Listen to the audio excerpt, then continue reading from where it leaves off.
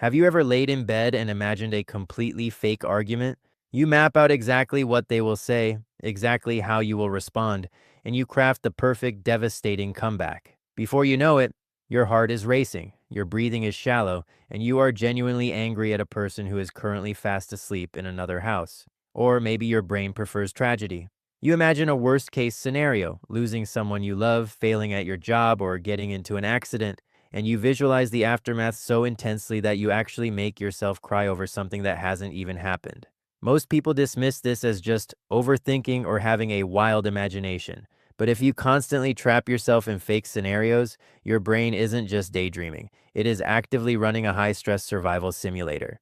Today, we are going to look at the psychology of why you torture yourself with things that don't exist and why your brain uses fake pain to try and protect you.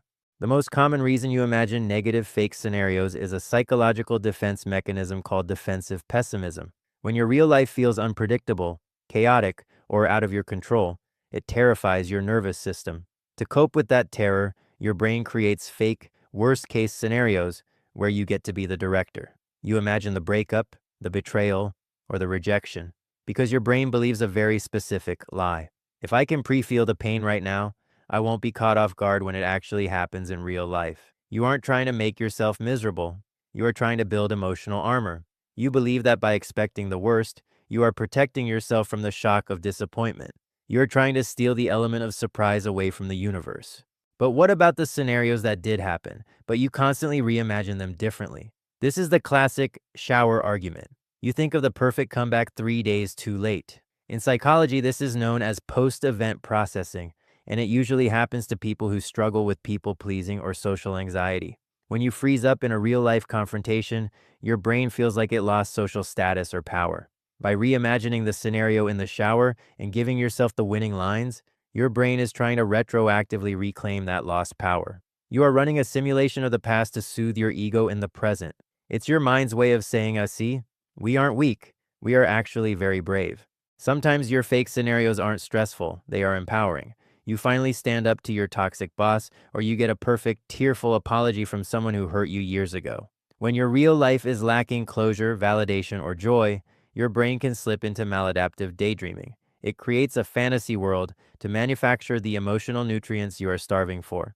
If you were denied closure in a relationship, your brain will simulate the apology you never got.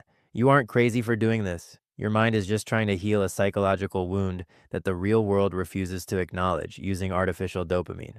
Here is the tragic irony of all these fake scenarios. Your body does not know the difference between a real threat and an imagined one. When you imagine a fight, your brain's threat center, the amygdala, lights up exactly as if the fight were happening in the room. It signals your adrenal glands to pump cortisol and adrenaline into your bloodstream. You are physically exhausting your body to protect yourself from a ghost. You are surviving trauma that hasn't even occurred yet. Imagining fake scenarios is proof of an incredibly powerful, empathetic, and protective mind. But it comes with a massive cost.